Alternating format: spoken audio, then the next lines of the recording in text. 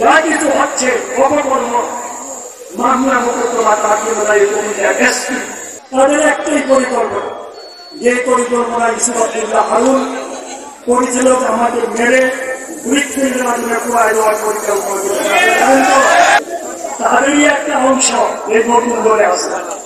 আবুসুর নেত্রী উনি অসুস্থ, আল্লাহ ওনাকে এই মিথ্যা মামলাগুলি থেকে মুক্ত করে দিয়েছেন।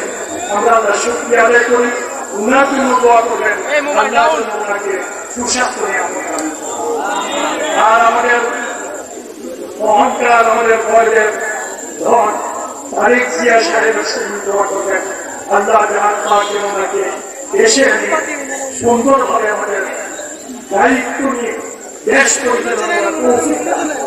হিন্দু ভাইয়েরা মুরাদনগরে আমি যখন পার্টিতে ছিলাম দেখলাম যে ওনারা আমার জন্য মানব বন্ধন করেছে। অসংখ্য হিন্দু মহিলা বোনেরা ছিল, অসংখ্য হিন্দু ভাইয়েরা ছিল। আমি তাদের কাছে কৃতজ্ঞ। আর বিশেষ করে এমন কারণ সুন্দরভাবে ইলেকশন করতে চায়, আমি যদি ইলেকশন করি যদি আল্লাহ করায় আমাকে আমার স্টেজে দাঁড়িয়ে দাঁড়িয়ে বক্তৃতা দেওয়া শুরু করবে। বুঝতে পারছেন? এই বাংলা মোকদ্দমা করে, কারণ তাদের সাথে ঘুরছে তারা এমন একজন মিলেছে যিনি বিএনপি করেছে, যিনি জাতীয় পার্টির নির্বাচন প্রতীক নিয়ে নির্বাচন করেছে, জামানত বাজেয়াপ্ত হয়েছে, আওয়ামী লীগ করেছেন, ইসুফাতুল্লাহকে পাশ করার জন্য আহ্বান জানাতে এবং গণ অধিকার পরিষদ উনি করেছেন।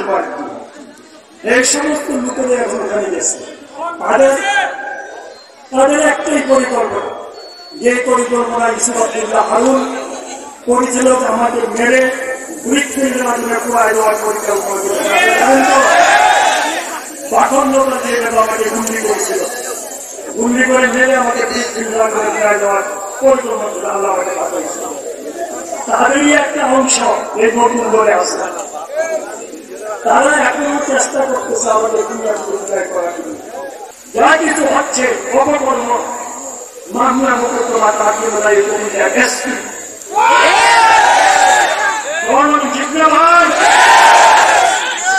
আর আমরা চাকরি থেকে বিদায় চাই।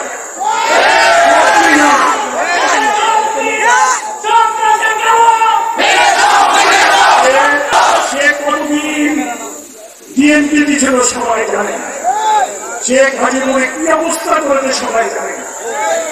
শেখ মুল্লাকে জয়েন করার পর থেকে মুরাদনগরে ওসিকে বদলি করেছে, বান্দরা ওসিকে বদলি করেছে, আর মন মতো করে শুনেছে যাতে করে আওয়ামী লীগকে সাহায্য করা যায়। কিন্তু মুরাদনগর মানুষ এটা বরদাস্ত করে। আওয়ামী লীগকে প্রতিষ্ঠিত করতে দেবে না মুরাদনগরের মানুষ। আমাদের নির্বাচনের জন্য অপেক্ষা করতে হবে, দোয়া করতে হবে যাতে আল্লাহ ডিসেম্বরের মধ্যে নির্বাচন আমাদের ব্যবস্থা করে। নির্বাচনের পরে কোথায় যাবেন আপনারা? ইনশাআল্লাহ বিএনপি ক্ষমতায় আসবে।